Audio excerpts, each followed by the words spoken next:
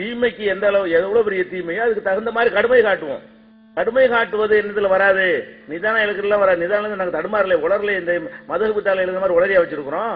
தெளிவா பாயிண்ட் நச்சுல கேட்டோம், ஆதாரத்தை கொடுங்கன்னு கேட்டா இது நிதானம் இழக்கிறதா? அப்ப இதுக்கு பேர் நிதானம் இழக்கிறதான்.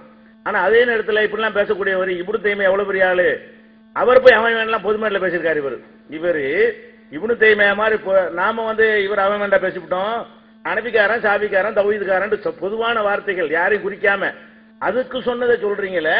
நீங்க இப்னு தைமியா உங்களுக்கு கருத்து மாறுபாடா இருக்கட்டும், உங்கள இருந்து ஒரு 1000 வயசுக்கு மூத்தவர் தானே அவரு. அப்படியான ஒரு ஆளை பத்தி என்ன செய்யறீங்க, அவன் இவன் பேச போடுங்க.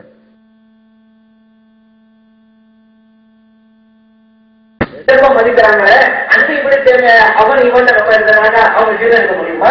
இவன் அப்துல் வஹாப் அவங்க பெரிய ஒரு இமாம் சீர்திருத்தவாதிகளை மதிக்கிறாங்க. அன்றையும் அப்துல் வஹாப் அவன் இவன் நம்ம சொன்னா அவனை சீர்திருத்த முடியுமா? இன்றைக்கு கூட நாங்கள் இவ்வளவு தேவையா வரிவரிசையில் இருக்கிறான் என்றுதான் சொல்றோம். அவர் சொன்னதை தப்புன்னு தான் சொல்றோம். கருத்தை விமர்சிக்கிறதை தவிர தனிப்பட்ட நபரை ஏகவாதத்தில் நாம் பேசுவோமா? இப்னு அப்துல் வஹாப் சரியான மோசமான கொள்கைக்கு சொந்தக்காரன் என்று சொல்லுவதை தவிர அந்த இப்னு அப்துல் வஹாப் ஏக வசனத்தை நாங்கள் திட்டுவோமா? ஒரு நாகரிகம் இல்லை. அவன் இவன் என்று மகனால் மதிக்கப்படுகிற ஒரு பெரியவரை இவர்கள் எழுதியிருக்கிறார்கள் என்றால் கையினால் பிறருக்கு நோயில் கொடுத்திருக்காங்களா இல்லையா? இந்த மகாபிரர் இதன் மூலம் இந்த ஹதீஸ் அடிப்படையிலே சொல்லிட்டாரா? பேசக்கூடாதுன்னு அவரே பேசுறாங்க. சிரிச்சு இல்ல அதுக்கு வருது. சிரியா நாட்டினுடைய தலைநகர் அதுல ஒரு பள்ளி இப்னு தைமியா குத்பா பிரசங்கம் பண்றாரு, அதுல விளக்கம் கொடுக்கிறாரு. இறைவன் குர்ஆன்ல சொல்லியிருக்கிறான், அர்-ரஹ்மான் அலல் இஸ்தவா, இறைவன் அரிசியை அமர்ந்தான். எப்படி அமர்ந்தான் தெரியுமா? இப்படித்தானே மம்பர் படையை உட்கார்ந்து காமிச்சாங்க இப்னு தைமியா.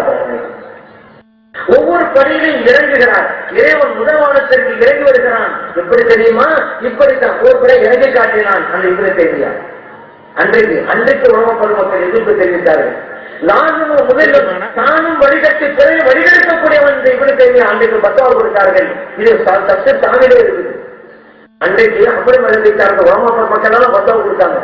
ஏன்னா இல்லாததை சொல்லி மக்களுக்கு மத்தியில பரவலியில நாடுறாங்கல்ல, இதே காரியத்தை இப்படி அனுப்பிட்டாங்க.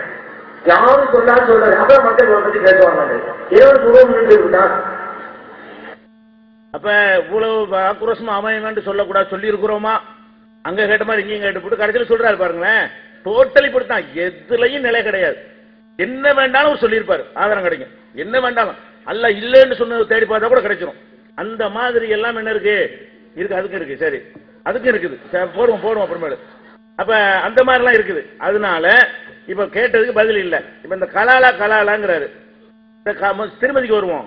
திருமதியில ஒரு ஹதீஸ கேட்டோம்னா நாங்க விளக்கம் சொல்வதற்கு நீங்க பதில் சொல்லுங்கிறாரு. நான் விளக்கமா கேட்டேன். அந்த ஹதீஸுக்கு என்ன விளக்கம்னு கூட தப்சீரா நான் கேட்டேன். ஹதீஸத்தான் கேட்கிறேன். ஒரு ஆதாரத்தை கேட்கும் பொழுது பதில் சொன்னா தான் தருவேன். நான் கேட்கிற கேள்விக்கு பதில் சொல்லணும்னா இது நிபந்தனையா? கேட்டால் கொடுக்க வேண்டும் ஒப்பந்தத்தில் இருக்கிறது. ஹதீஸ்ன்னு சொல்லிட்டீங்க, ஹதீஸத்தான் உங்கள்கிட்ட கேட்டேன். அதுக்கு என்ன விளக்கம்னு கூட நான் கேட்கல. இதுக்கு என்னத்துக்கு அது சொன்னா தான் தருவேங்கிறது அதனால விஷயம் இல்ல. அதே நேரத்தில் மிருகத்தோட சேர்ந்தா உங்க சட்டம் என்னங்கிறாரு. தலைப்புக்கு சம்பந்தமே கிடையாது.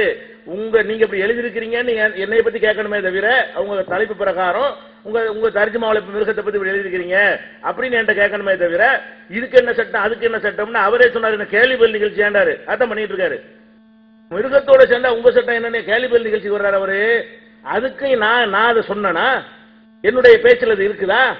என்னுடைய கிதாபுகள்ல நான் புஸ்தகங்கள்ல மிருகத்தோட சேர்ந்தவனுக்கு இந்த சட்டம் எழுதி வச்சிருக்கிறேன்னா நான் எழுதுனதான் நீங்க கேட்கணும். இந்த சபையில் நான் சொன்னதான் கேட்கணும். நீங்க என்ன செய்றீங்க? மிருகத்தோட சேர்ந்தவன் என்ன சட்டம் என்ன நினைக்கிறாங்க அப்படின்னா அதெல்லாம் தடுமாற்ற சொல்ற தேவையே இல்லை.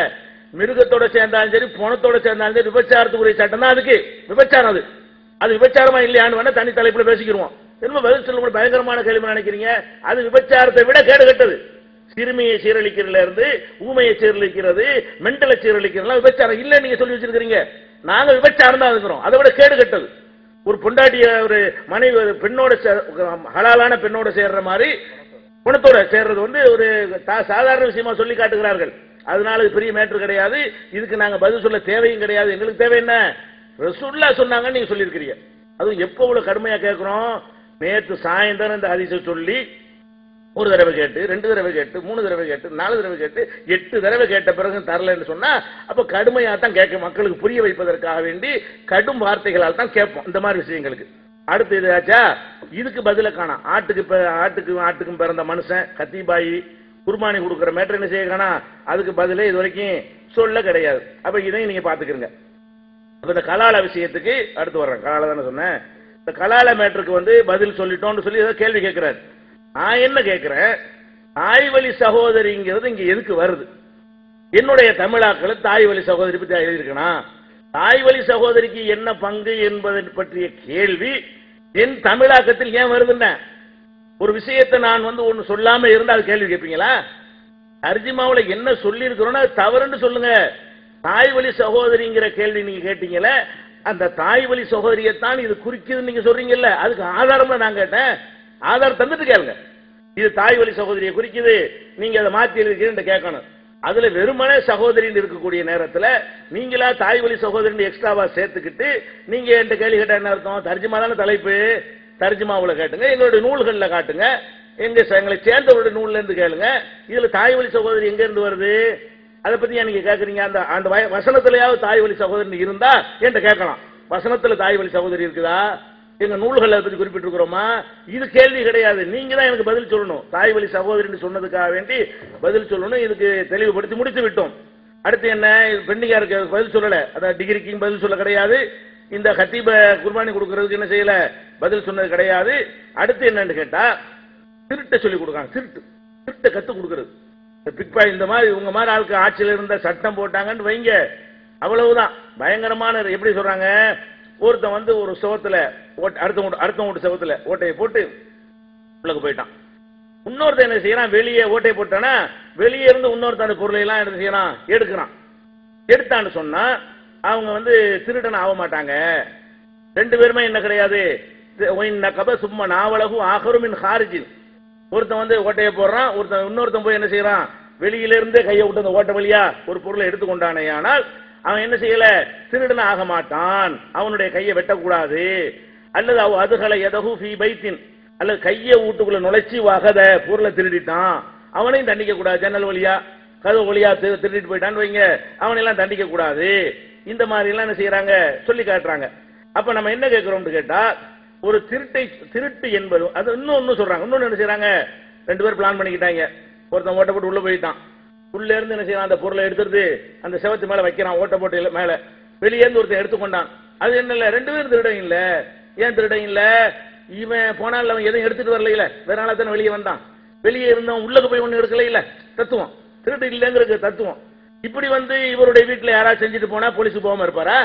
ஓட்டையை போட்டு ஆட்டை போட்டு போயிட்டாங்க வைங்க, போலீஸுக்கு போகாம இருப்பாரா? திருட்டு இல்லைங்க, நாங்க மதுகப்பு சட்ட பிரகாரம் இது திருட்டுலாம் கிடையாது அப்படின்னு சொல்லுவாரா, கம்ப்ளைண்ட் பண்ணுவாரா? அப்ப என்ன இதெல்லாம் சட்டமான இதான் ரிசர்ச்சா? இதுக்கு பேரு ஆராய்ச்சியா? அப்ப என்ன இருக்கணும், எதை பேசினாலும் கிறுக்குத்தனமா இருக்குது. இந்த கிதாபுகளை மதுகப் கிதாபுகளை எடுத்து பாத்தீங்கன்னா, குர்ஆனுக்கு விளக்க உரையாக அமைந்த விளக்க உரைன்னு ஒருத்தருமே சொன்னது இல்லையா, தப்சீர்னு ஒருத்தரும் சொல்றது இல்லை. நீங்க சொன்னீங்க என்ன சொல்றாரு, யாராச்சும் மதுகப் கிதாபு தப்சீர்னு சொல்லுவாங்களாங்க அப்படிங்கிறாரு. சொல்ல மாட்டாங்க தான், நீங்க சொல்லிவிட்டீங்களே, போட்டு காட்டுறது. மதுகப் கிதாபுகள்லாம் இமாம்களுடைய குர்ஆன் ஹதீஸ்ல விளக்கம் நீங்க என்ன சொன்னீங்க, யாரும் சொல்லலாம், நீங்க சொல்லிவிட்டீங்களே, அதுதானே தலைப்புல வந்துருச்சு. அப்ப அந்த மாதிரி எல்லாம் சொல்றீங்க. நம்ம என்ன கேட்கிறோம், இது ஒரு சட்டமா? இப்படி எல்லாம் இருந்துச்சுன்னு சொன்னா அது சமூகத்துக்கு நன்மை பயக்குமா என்பதை நீங்க பார்க்கணும்.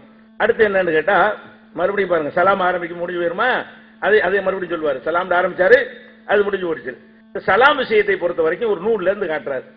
ஒரு நூல்ல நான் எழுதியிருக்கிறோமா சலாம் சொல்றதை பத்தி, அதுல என்ன எழுதியிருக்கிறோம், அதில் நம்ம எடுத்து வைக்கிற வாதம் என்ன, அந்த வாதத்தை இவர் எப்படி மறுக்கிறார்னு சொல்லாம இது சலாம் சொல்லலாம்னு சொல்லிவிட்டார்கள். அர்த்தம், வாதம் பண்றாண்டா நான் வச்ச ஆர்குமெண்ட்டை வைக்கணும், அந்த ஆர்குமெண்ட் எப்படி தப்புன்னு சொல்லணும், அந்த தப்புக்கு கேள்வியை கேட்கணும். அப்புறம் சொல்லணும், நான் ஒரு புக்கு எழுதியிருக்கிறேன், அந்த தப்சீர்லையும் எழுதியிருக்கிறேன், நூலையும் எழுதியிருக்கிறேன், சந்திக்கும் வேலையில்.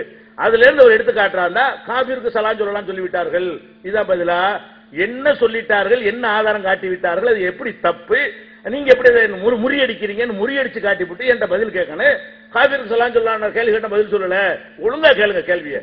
புஸ்தகத்துல என்ன இருக்குதோ, நாங்கள் என்ன சொன்னோமோ அதை சொல்லி, அது எப்படி தவறு நிரூபித்து அதை பத்தி நீங்க கேள்வி கேட்கணுமே தவிர அதுக்கு என்ன பதில், காபிருக்கு சலாம் சொல்லலாம் என்ன பதில்? இதுதான் புஸ்தகம்.